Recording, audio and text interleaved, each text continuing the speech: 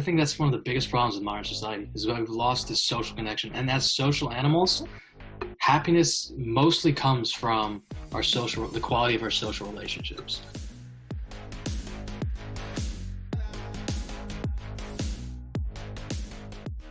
So I have a little confession to make.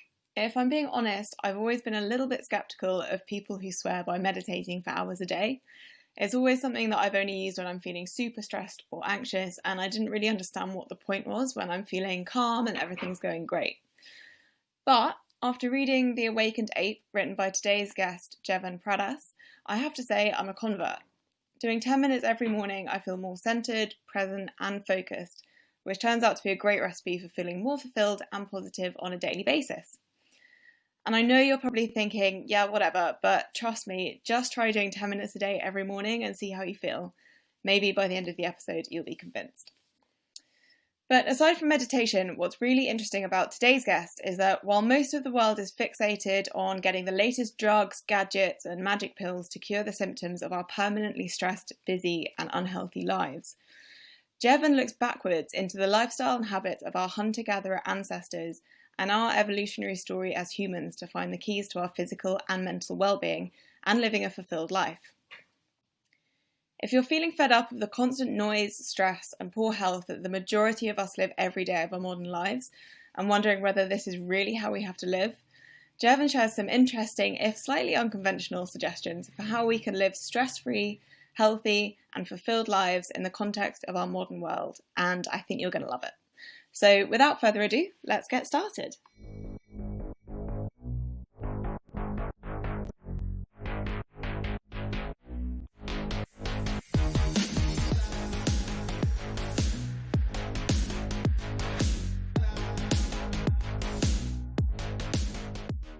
Jevan, welcome to the Uprise Talks podcast. I want to start by saying I'm in the final chapter of your book at the moment, and I've really enjoyed it so far. And I really, really wish that I had started reading it earlier in lockdown, because it's changed my perspective on meditation and, you know, how I think about where I find fulfillment and happiness in my life, which are things that I'm very excited to talk about. But also, when I read the chapter in your book where you talk about how if you stop using shampoo and shower gel, then you can actually have better hair and smell nicer. But you have to kind of go through this transition phase of body adapting to it. And obviously lockdown would have been the perfect time to do that. But now I feel like I'm a little bit late as we're starting to come out of it, which is a shame. So I might just have to give it a go anyway.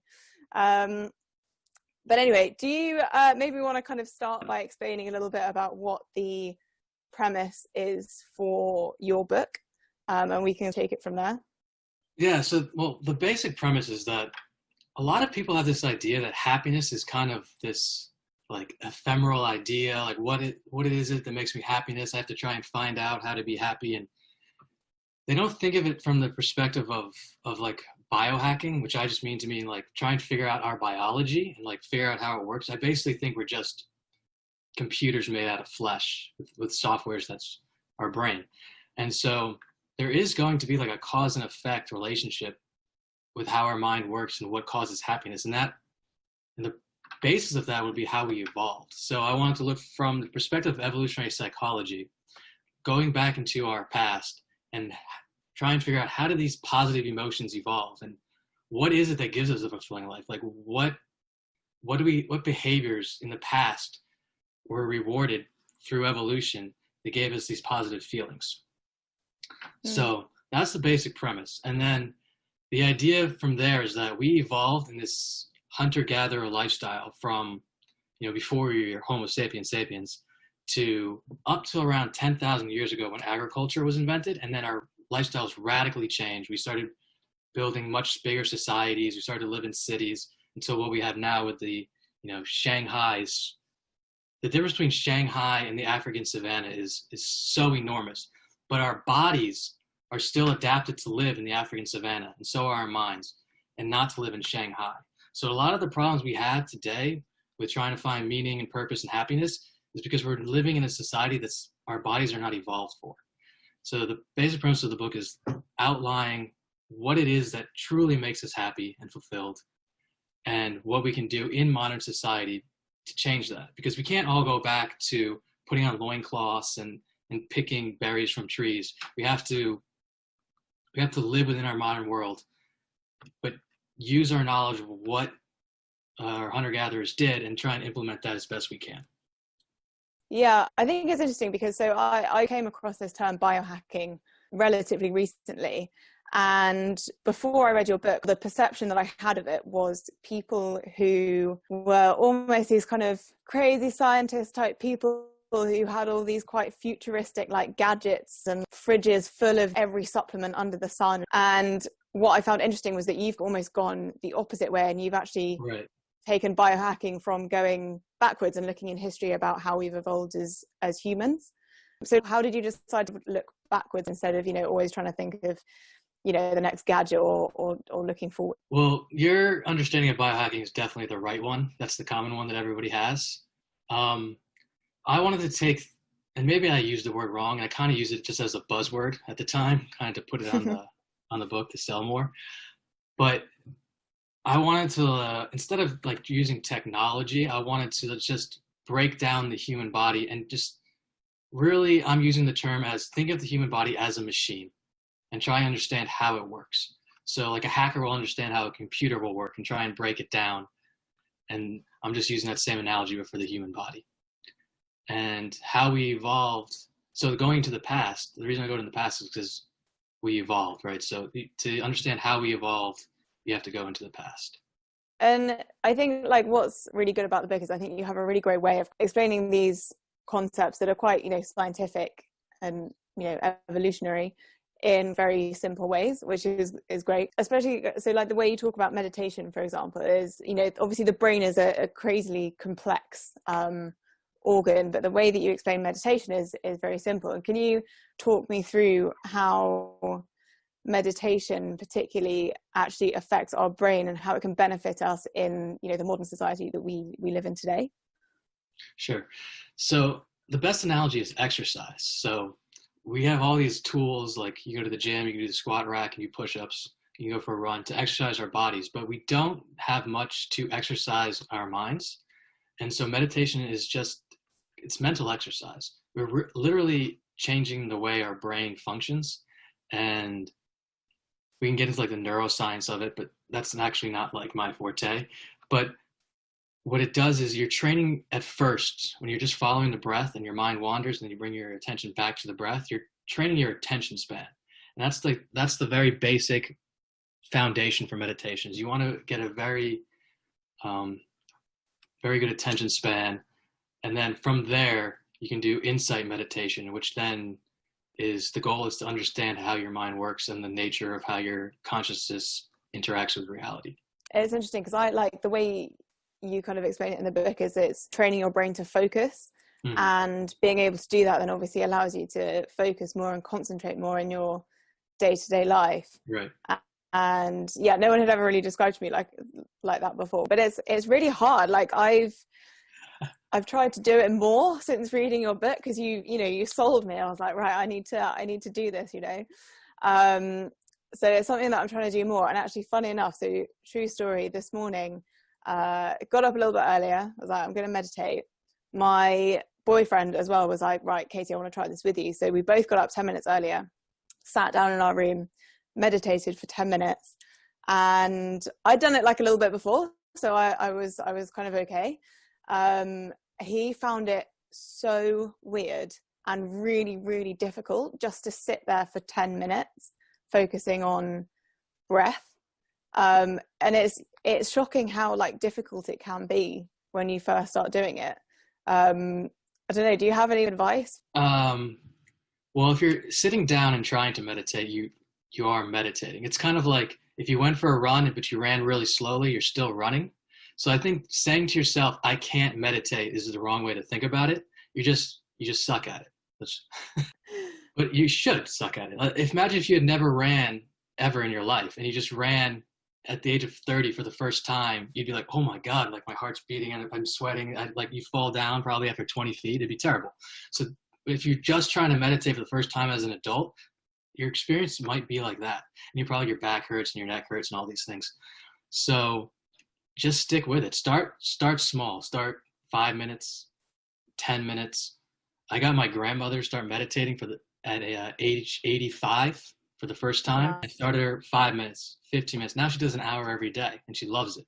So just start small, and then, or just throw yourself into the deep end of the pool and do a meditation retreat for 10 days. And then another way to think about it.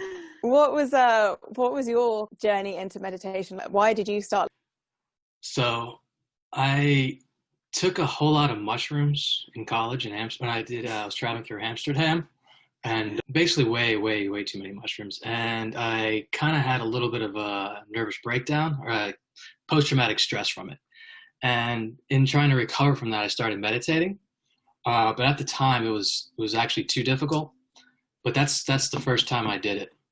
And then I took a break for a while after trying it. And then I read I was just like studying about happiness. And I read a study on Buddhist monks who meditate and just like how incredibly happy they are. And I have that one chapter in the book about Matthew Ricard. So I read a book about him. And from there, I was like, wow, well, if this is how to be as happy as possible, like I got to try it. And then everything made sense. I'm very scientific. So I looked up all the brain studies to make sure it worked, and make sure it wasn't like religious voodoo. There was actually science behind it. And then I started getting into it. And I was, probably like most people get into it, maybe like 20 minutes a day, a couple times a week for years, until I did my first retreat. And then that was in 2013, I think. And ever since then, I've been much more serious about it. Yeah. What was that retreat like? Oh, it was amazing. It was, so I was basically at a Buddhist monastery for 1 week, and you wake up at 4:30 in the morning and you meditate pretty much throughout the day, all day. You eat twice. Your last meal of the day is at 11 a.m. So from 11 a.m. till 7 a.m. the next day, you fast. It's a silent retreat, so there's no talking. And yeah, just all day meditation for the most part. And then there's talks they have in between. Most people think the silence is hard. That's the easiest part of it. The hardest part of a meditation retreat is like your knees will start hurting, your back will start hurting, because you're not used to sitting cross-legged on one of these cushions for 10 hours a day. That's the most difficult part. Other than that, it was a great time. Yeah, no, that's funny actually. I would have never thought that the kind of physical side of it would actually be harder than the silence and the mental challenges of just being sat there meditating for so long every day. Another thing you talk about quite a lot in the book is what human bodies should actually be like. We should be athletic, and you talk about movement in general more than, a lot of people, we get told every day you need to be exercising for however many minutes every day or every week. And actually you say that exercise is quite an unnatural thing, and it's more about just movement and not sitting down. That's another thing that I've been trying to do, by the way, having read the book, is use my standing desk more. Being sat down all day. So yeah, what do you do in terms of sort of exercise and movement? Well, I do a lot of like CrossFit type workouts, and I do bike racing. And I play basketball. So I try and do a lot of sports, and or like communal exercises like CrossFit. And the idea is that you want to have a purpose to exercising. If you just go on a treadmill for 30 minutes a day, that's really boring, and you're just exercising to exercise. But if you exercise in the service of another goal, it's going to be more fun. It's going to be more mentally rewarding. So that's how I try and exercise with a purpose. Or I go hiking a lot. I spend a lot of time in nature. And then throughout the day, you don't want to just be sitting in your desk. That's how you get poor posture, and after a while, all your bones and joints will start aching. So yeah, every half an hour, get up, do some jumping jacks, throw a few kicks and punches. Maybe don't do that if you work in an office. That'll look weird. Otherwise, yeah, I do, like when I'm working at home, I'll do like bear crawls and like crawl like an alligator. Stuff that seems really weird, but I'm by myself, so it's okay. That's cool. It sounds, yeah, it's quite playful. That's the other thing. So actually being in lockdown, to be honest, has made me, for the first time, I've got kind of more of a morning routine than I ever used to have. So I used to just kind of roll out of bed, run to the tube, get on the tube and go to work, and wasn't really ideal. Now that I've been locked down, I've been working from home for the past like 3 months. I started doing like a little bit of stretching and moving in the morning, and even like tiny things like that, I find I just feel so much better for the rest of the day. And I never thought that something so small as just stretching for 10, 15 minutes in the morning would make me feel so much better. But yeah, take advice from your cat. What do they do the first thing they wake up? Yeah, stretch. So going back to kind of what you said earlier, talking about exercising with purpose, that's super interesting, because I agree with you. Like, I've always been quite sort of athletic, and I find that if I'm training for something and I've got that purpose, it makes me want to do it so much more than if I'm just like, oh, I have to go for a run so that I can keep in shape. I think the same is true for work as well, and having purpose for your work, which is something that so many of us have lost over the past, however many years. Why do you think so many of us have lost this sense of purpose in our work? I think it has a lot to do with the paradox of, there's 2 reasons. One is the paradox of choice. So if we lived in a hunter-gatherer society, your job was hunting and gathering. And there was no other choice. There was no lawyers, there's no accountants, there's no bus drivers. Like, this is what you did. You got food. So there was no questioning, what am I going to be when I grow up? What do I want to do with my life? There's only one thing to do. So you never had that anxiety of what are you going to be? What do you want to do? How do you want to find your purpose? So that's part one. And then part two is our jobs now are a few steps removed from the purpose of like why we have jobs in the first place. So we go to work to sell an advertisement so that our boss will pay us money, and we'll take that money, we'll go to the grocery store and we'll get the food, and then we'll go home and we'll buy the food, or we pay our rent, instead of just the visceral action of like go out and either hunting your food or go out and gathering your food. Like, just, it's primal, it's right there. That's, your brain knows exactly why you're doing this. So those are the 2 reasons. The path, I guess, is so convoluted that you can no longer see the benefit that work is bringing. Do you think if we get closer to seeing the impact that our work is having, do you think that could bring us that purpose, but in a modern sort of society? Sure, but don't ask me how. So like, one funny story was when I was with the Waorani tribe in the Amazon, we had gone out hunting all day, and like we didn't catch anything one day, and then we were like started fishing, and we had like caught a bunch of fish, and like, but it had taken all day, and I was kind of bored after a while of fishing, and I kind of wanted to be like, all right, we can go back now. We caught a few fish, it's fine. Like, but then in my mind I realized like, no, if they don't get the fish, they don't get to eat, and they have to feed the whole tribe. So it's not like you can just stop when you're bored of fishing. Like, you have to do it until you get the food, otherwise you starve. So we don't have that visceral, like, if I don't go to work today and I don't get this TPS report done, I'm going to starve. And so it's much more meaningful when you actually have to literally go out and get your own food.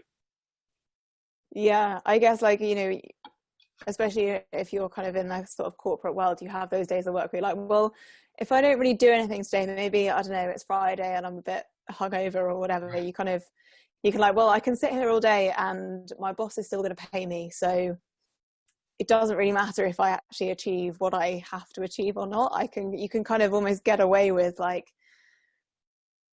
floating along and not really maybe doing that much to an extent, obviously.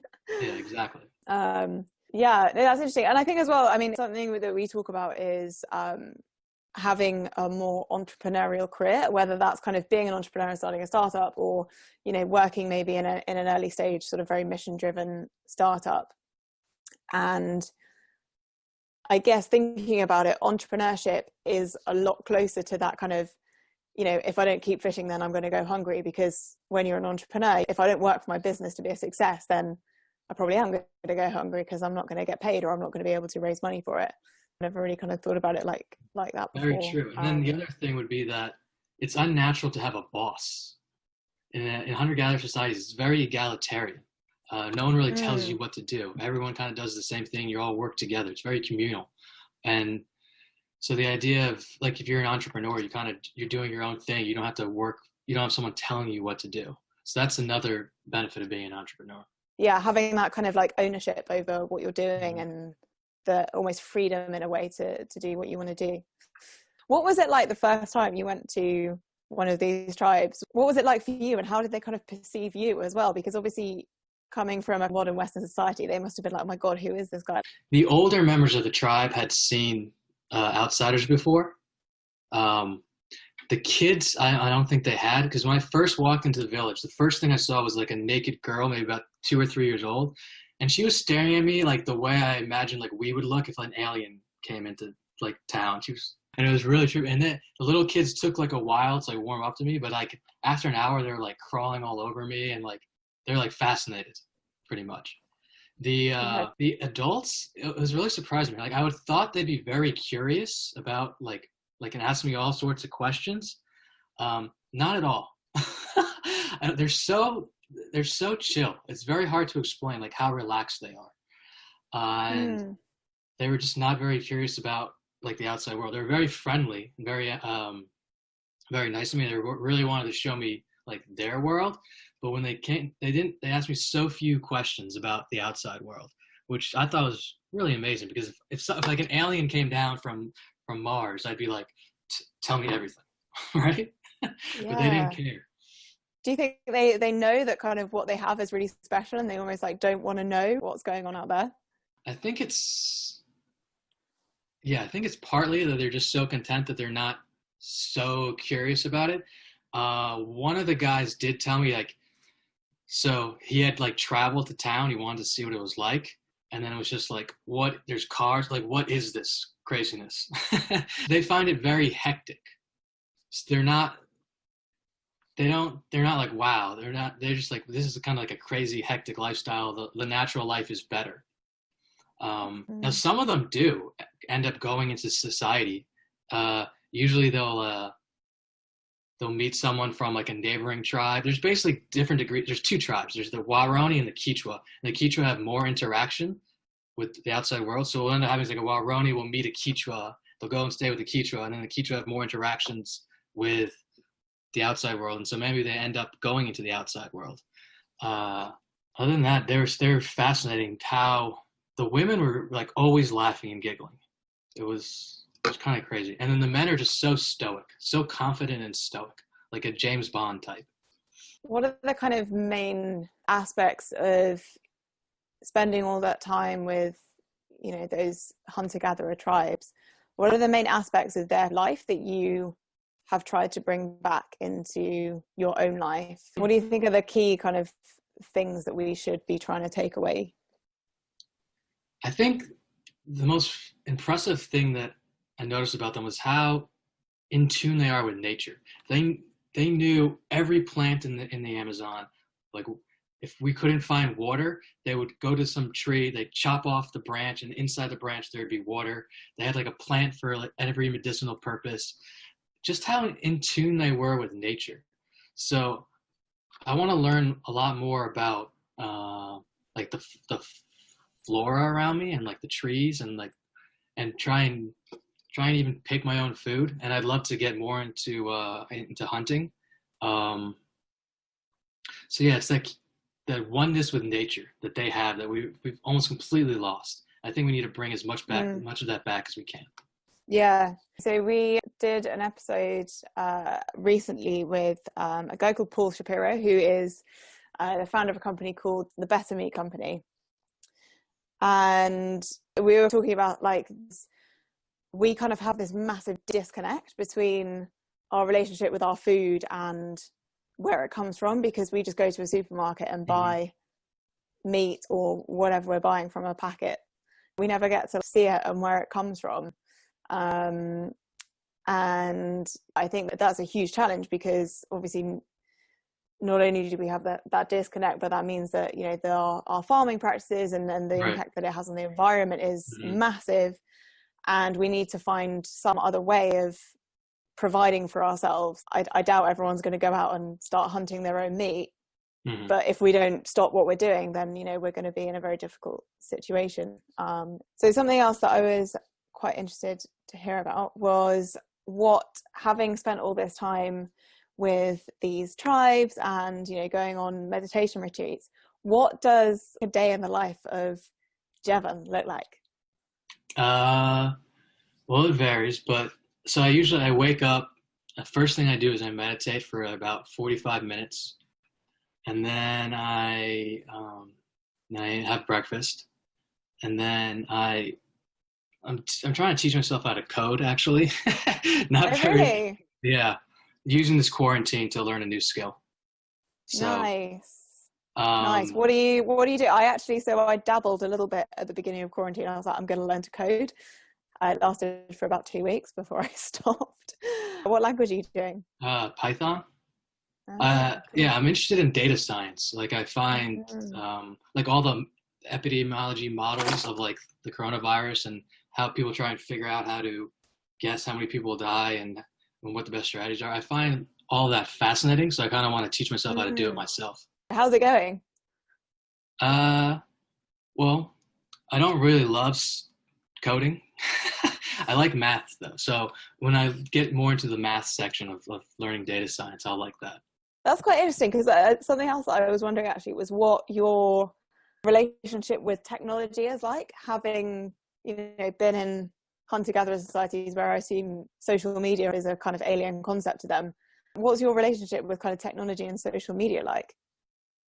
I think it's a unnecessary evil. It's very hard to interact with the world without it.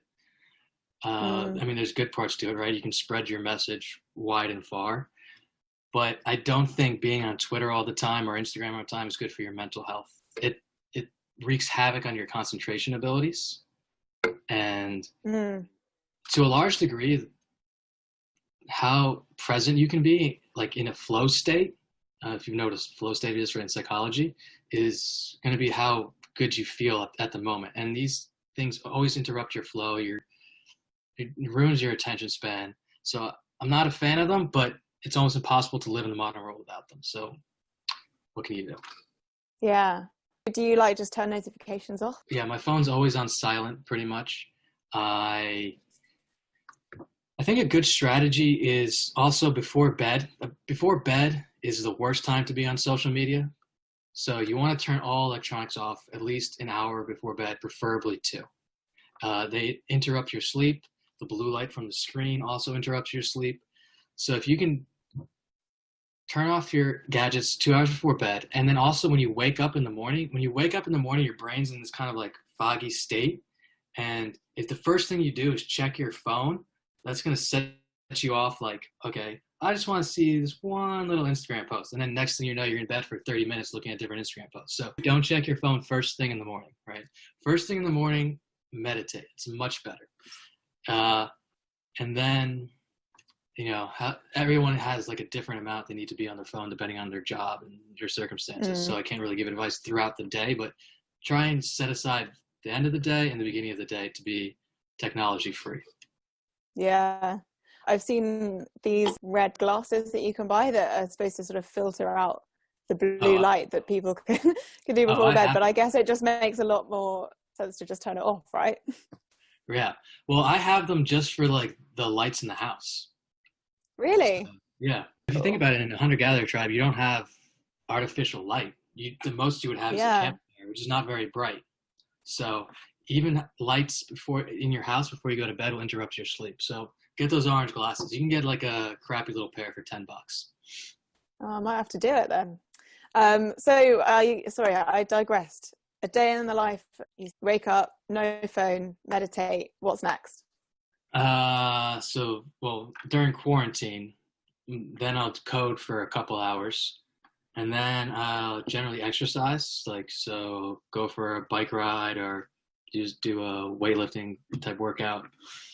and then I eat lunch, and then I meditate some more, maybe do some coding some more, basically switch off between coding and meditating, and dinner, hang out with friends now that quarantine's over, and then bed. Nice. But this is my quarantine day. Like before this, for the last 3 years, I was traveling. So I went through like Thailand, Japan, China, Guatemala, Vietnam, doing basically a digital nomad type lifestyle. So then every day was different, right? Yeah, that's really cool. Why did you decide to live that lifestyle? Well, for one thing, it's actually cheaper than I live in like the richest county in America, so it's pretty expensive here. And I've always wanted to see the world, especially like I started in Thailand, and Thailand also has like a great meditation community. So, or like there's a lot of Buddhist temples. So I went and did a 6-week retreat there in a monastery in northern Thailand.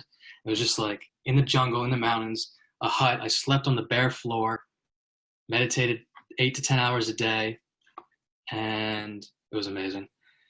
And then after that, like I spent 6 weeks just traveling around Thailand.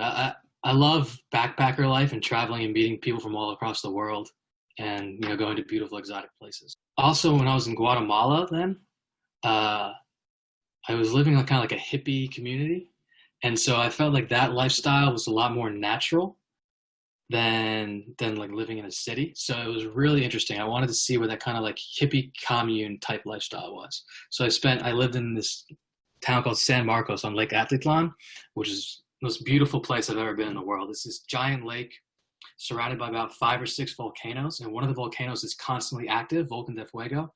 So I would wake up in the morning and I'd go like sit in the hammock and I just watch this like volcanic eruption across the lake every single morning. And then I'd go down. So my average day in the life there. So then I'd go down, and me and my roommates might go for a swim in the lake.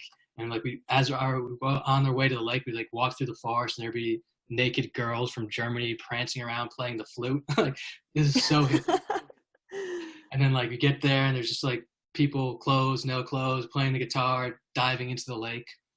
And yeah, basically just hanging out all day long. Doing stuff like that. Nice.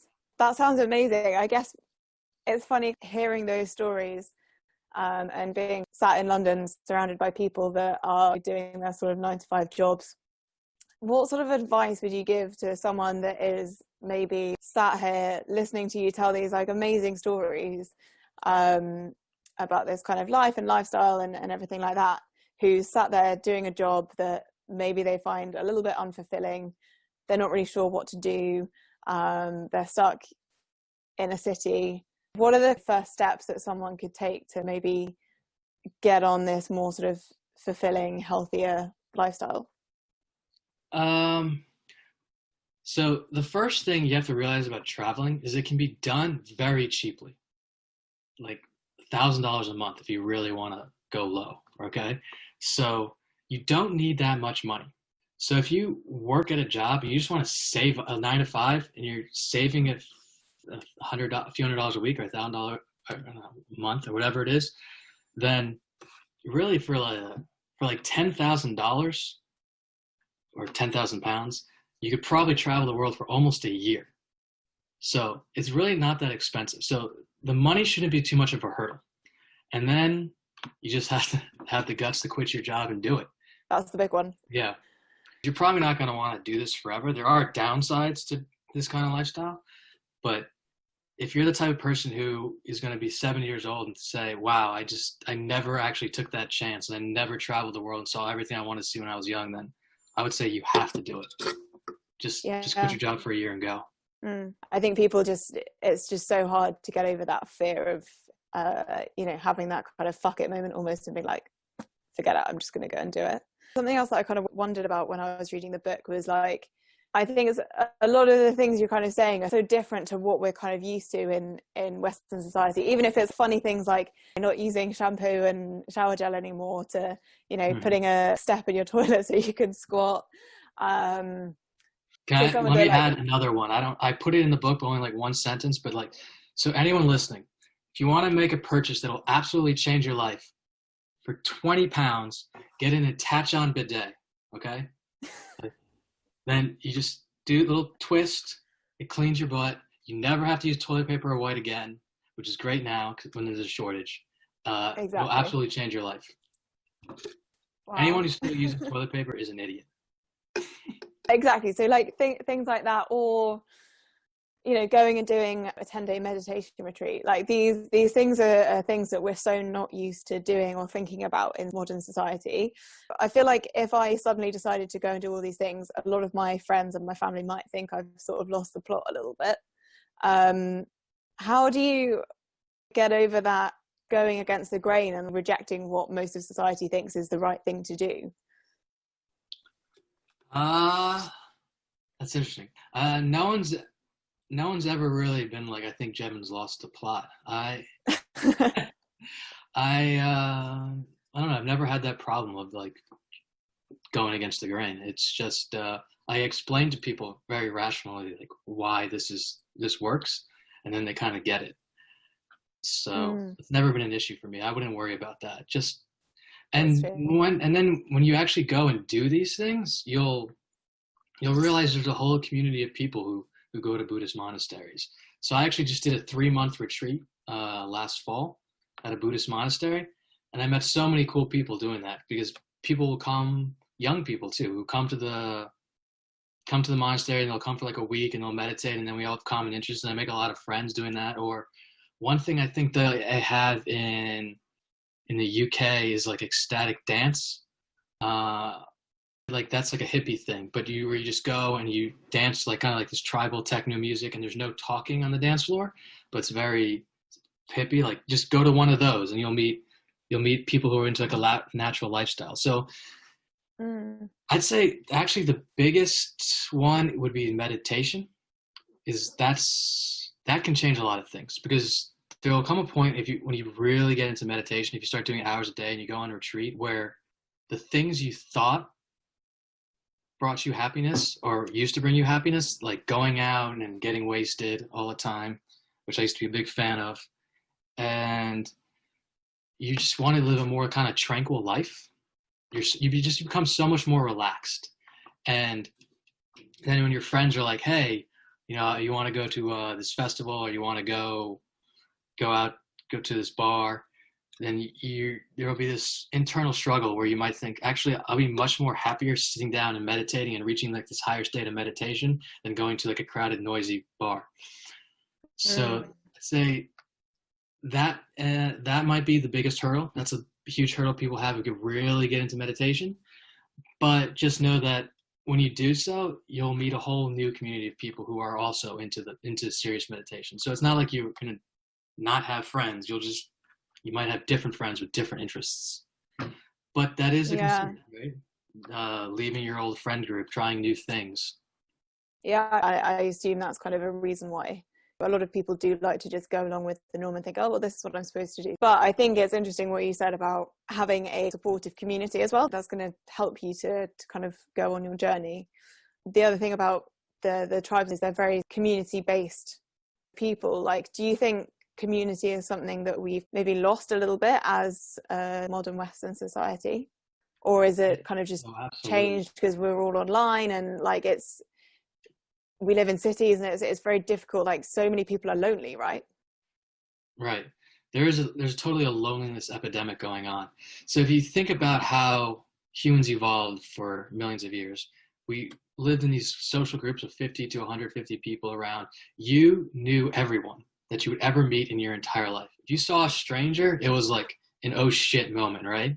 So you have this community of people and you'd be incredibly close to them, because also it's a very dangerous lifestyle living out in the wild. So at some point someone has saved your life, you've saved their life. It's almost this band of brother effect like that soldiers get, where they become incredibly close due to this like shared reliance on each other for survival. And you'd be with these people your entire life, and so these bonds are incredibly close. You're also going to be genetically related to almost everyone. Like most distant would be like a fourth cousin or something like that. So we've definitely lost that. We definitely don't have the closeness of the relationships, the length of the relationships, and we're generally separated from our families pretty far. So it's a very strange time to be alive, where, like, you know, my dad lives in Portland, which is the complete total other side of the country. My brother lives in Colorado. So it's completely unnatural to be so far away from our families. Yeah, I think that's one of the biggest problems in modern society, is that we've lost this social connection. And as social animals, happiness mostly comes from the quality of our social relationships. That's what studies show. The people who have the closest and best relationships tend to be the happiest people. Yeah, and I think it also, like, I suppose going back to social media as well, we kind of have this perception that we have so many friends, or I don't know, you have however many thousand friends on Facebook, but actually those relationships are so shallow, and they're not quality, sort of deep relationships that you have with face-to-face people, or if you were living in that kind of tribal community, right? Exactly.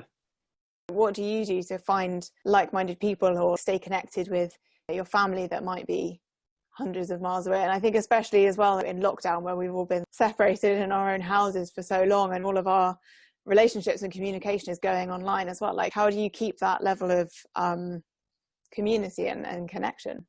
Yeah, so, well, like, a lot of Zoom calls and FaceTiming, and so my brother and my dad are also very into biking, so we have Zwift, which is like this online bike racing thing. I love Zwift. You have Zwift? I Friend me love on it. Zwift. I've spent so many hours on Zwift in lockdown. I'm So I'm training for a triathlon at the moment. Really? Okay. So, like, on Yeah. Thursday, we're going to do a race. We'll race together. So it's like we're talking, but we're also doing, like, we're working out together. So we're doing something as a family. So if you can do anything like that, even if it's just like a board night between your family on Zoom, you know, that's great stuff. Yeah.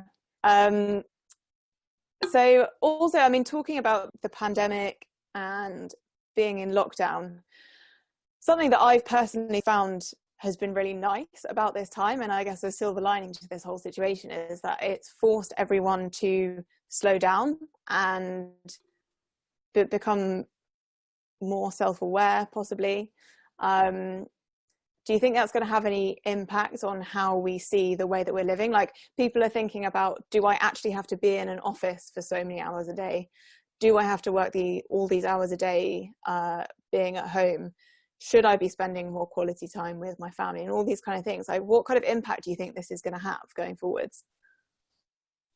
Yeah, that's really interesting. I think we will realize that we don't have to go into the office all the time, and that we will work more from home. I'm not convinced that's a good thing, because that leads to more isolation, even though it leads to, like, more freedom and not having to get on the tube, which is terrible. But I kind of have this fear that we're gonna have you ever seen the movie with what's it called? It's with Joaquin Phoenix, where instead of having, like, real life boyfriend and girlfriends, you have, like, a computer that you just talk to. I'm a little worried that that's going to be the future, where we're actually just not even interacting with each other in real life, but we're interacting with robots, or we'll have robot boyfriend and girlfriends, or we'll inseminate kids through a tube. And I could see that being the world 100 years from now. I'm trying to say, you know, be more like a hunter-gatherer ancestors, but the tech companies are so strong, and then technology is so addicting that it's going to be a tough battle to fight. Yeah, that's quite a scary Black Mirror sort of thought to have. Something else I was thinking about was, so I'm interested in personal development and health, which is why I found your book really interesting. But I think there are a lot of people in the world who are obviously just going with the flow, going about their daily business, rushing around from A to B, being super stressed, and not even realizing that the way we're living is so out of tune with our human biology. Like, it takes a level of awareness to realize that actually what we're doing isn't necessarily optimal for who we are as human beings. How do you think we can, I don't know, increase this awareness and spread the message? Ironically, you probably have to spread it through your social media phones, right? So Yeah, like, you can go on a hike in nature and then post that on your Instagram, and then people are like, oh, that looks amazing. Or you can go to Bali. I think you guys went to Bali like a couple years ago, or yeah. go to Bali and post your pictures from that. And then what you're doing with your organization is fantastic, right? So just use social media, use the internet because we have to, but use it to promote a more natural lifestyle. Use it to promote getting out in nature and living healthier. And don't take a photo of the cheesecake. Take a photo of the fruits and vegetables, right? So just make it a meme that we can pass around to society, and hopefully more people will pick up on it. Yeah, slightly ironic in a way, but that's how you have to do it these days. Talking about posting cheesecake versus vegetables, do you follow the paleo caveman diet? I do. I'm not super strict with it. So like I had pizza a week ago, but I'd say 75% paleo. So, I usually like high quality meats, vegetables, fruits, nuts, seeds, eggs. I have like a Mediterranean heritage, Spanish. So I also I'll eat Mediterranean food, and the Mediterranean diet is also very healthy. A lot of studies have shown that. So I mix paleo with Mediterranean. Maybe if you're from Japan, you instead of paleo Mediterranean, you eat paleo Japanese, because maybe your genetics are more wired so I can't eat soy. For whatever reason, I'm allergic to soy. But some from Japan's probably adapted to eating soy. Or maybe some people are lactose tolerant and then they can have more milk. Both my parents are lactose intolerant, so I try not to eat a lot or drink a lot of milk. So depending on your genetics and where your background's from, I would eat a mixture of like paleo foods and maybe your ancestry. But the basic premise is eat real food. No matter what you eat, try and stay away from processed food. Processed food has very high energy density. I mean, there's a lot of calories for not a lot of nutrition, and that leads to overeating. When you overeat, you gain weight, and when you gain weight, you start getting diabetes and all these problems. So the main thing is eat real food, and that'll take care of most of your problems, really, when it comes to nutrition. I 100% agree. I'm in danger of like going off on a rant here, but I have a bit of a kind of nutrition background myself as well. And it blows my mind when I see so many kind of, I don't know, health companies and food companies that are pushing this stuff that's like, oh, it's low sugar or it's low fat or it's, I don't know, whatever the kind of diet of the moment is.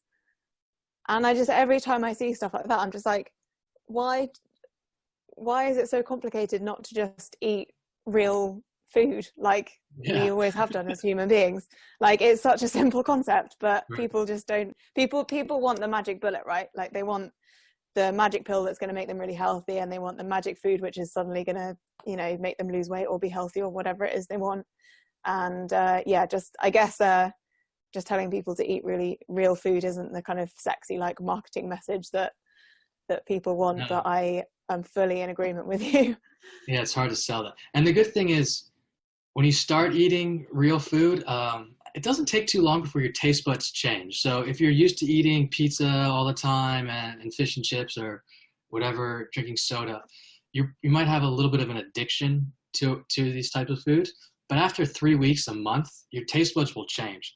So I never eat any refined sugar. So even a banana to me is a little bit too sweet. And so people were like, don't you have sugar cravings? No, never. I never have sugar cravings. And I never really feel overly hungry where I need to eat either. Like, when you eat real food, for some reason, it changes your satiety levels that, like, I can go a day without eating, no problem. Like, so just get over that hump for the first few weeks to real foods, and then it's clear sailing. Yeah. It can be very hard though, especially in today's society where we're always pushed to buy this, and you go to the supermarket and you've got one section of it which is real food and vegetables, and then the rest of it which is like packaged stuff, right. Which is probably as well much cheaper than the real stuff. I don't know if this is something that you've looked into at all, but like biological kind of reasons for why more sort of processed food is, well, like, what do you know what that does to our body? So as I was saying before, I think the main problem with processed food is that, like a muffin or so, as an example, has hundreds of calories, but not so much nutrition.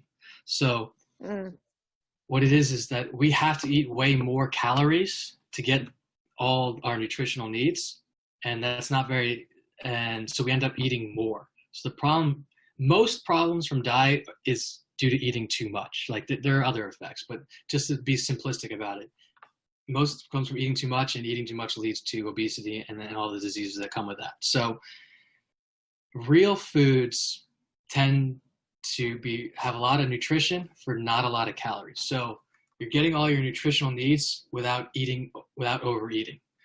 And that's the main difference between the two. And then also processed foods have like a combination of fat and sugar that we just find delicious. A lot of people find that. So it's easy to overeat it too. Yeah, I suppose if you go back to, our evolution as humans, we're ingrained to like eating energy is a good thing, because then in times of famine you can, Right. You've got it stored so you can have it. But then today we don't necessarily go through periods of famine because we can just go to the supermarket. Mm-hmm. But those like really high energy dense foods just still taste really nice, unfortunately. That's true. What was eating with these tribes like? Was it so that must have been a bit of a shock to the system? If you ate like the tribe, you'd have to expand your palate to things that you might not be comfortable eating. Their favorite food is monkey. They just find it delicious. Ooh. I was actually a little disappointed about that because no. We went hunting for them, but their monkeys are very smart, right? So what they used to hunt the monkeys is they had these blow guns with poisonous darts. So you'd see the monkey up in the tree, and then you try and shoot it with the blow dart. But the monkeys will have like a lookout, and then they would see us coming, and then they're like, and then like they talk to each other, and then you just see like scurrying through the trees, and they get away. The other thing they eat is pecaries, which are like a wild boar that they hunt with spears. Fish. The most interesting thing I ate was one day we couldn't find anything for lunch, so we ate ants. We just chopped open a tree. Nice. There was like thousands of ants. They're called lemon ants, and they really do taste like lemon. And we just kind of scooped it in and ate the ants. So you must have very good knowledge of what's around you. Otherwise, you'd end up eating some sort of horrible poisonous berry or something like that. But that's like, as you were saying earlier, I guess we're just out of touch with nature these days. And what's also interesting is that they can drink straight out of the streams. So like we'll be hiking and they'll be thirsty, and they'll just like get down on their stomachs and like kind of like an animal, like lap up the stream water. But I can't do it. I have to boil everything. I was drinking boiled, dirty stream water the whole time. Because our bodies are just so adapted to not having those bacteria or whatever coming through us. Wow, that's pretty cool. But I'm conscious of time. But thank you so much for being a guest on our podcast today. Just to wrap up, talking about where the world's going, obviously there's a lot of developing countries becoming more sort of like Western society. What do you think is the one thing that we can do on a human level in our day-to-day lives to keep that sense of fulfillment and happiness that these amazing tribes have that we've lost? So I would say just the easiest ones are, well, now that you're kind of in quarantine, we're stuck at home, is you have time to meditate, okay? So really, if you don't have a meditation practice, really try and start one. Start with 5 minutes a day, 10 minutes a day, 5 minutes 3 times a day, and then work your way up. And in a few months, you might be at 2 hours a day or more. So don't hold back on the meditation. And then now, the weather's getting better. Just get outside whenever it's not raining there, which might be pretty rare in the UK, but get outside and go for a hike. Go out in nature. Do what's called forest bathing, which is just get into a forest and surround yourself with trees and sunlight. And those are the 2 easiest things you can do right now. And then, read my book for the 100 other tips. Definitely. And finally, tell me how people can find out more about you and your book. So the book is called The Awakened Ape. You can just find that on Amazon. I have a website called thetribalway.com. You can visit that. And yeah, in the back of the book, I have my email. If you want to talk to me, you can email me, awakenedape@gmail.com. And that's it. That's it. Amazing. Well, thank you very much for your time. Yeah, it was great talking to you. Thanks for listening. I hope there was something in there that resonated with you that you might go and even take away and try in your own life. If you are, I'd love to know what you do and how you get on. So drop us a message on social media. We're at Uprise_Academy on Instagram. We're on a mission to help the best of our generation create lives worth telling stories about. So if you enjoyed the show, it would mean so much if you can spend just 1 minute leaving a rating or review to help more people find us, or even just sharing a screenshot on social media to share with your friends to spread the word. Next week, we'll be talking to ex-Olympic athlete turned entrepreneur and founder of the fitness space gyms, Tim Benjamin, all about his big career change and how developing the mindset of an elite athlete helps him build a successful business. Make sure you're subscribed so you don't miss it, and I look forward to seeing you then.